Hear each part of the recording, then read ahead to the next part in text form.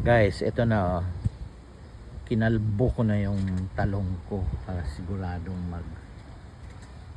magtubo para yung lahat ng mga nutrients niya. Ito. Pinabala ko sa'yo yung kutse. Ito nutrients niya ano. Ba't ginunting mo yung dahon niya? Para ano siya. Focus lang ang nutrients niya diyan sa may ano sa may bunga. Itong pakialamera kong kapitbahay. Ayan. Kainis.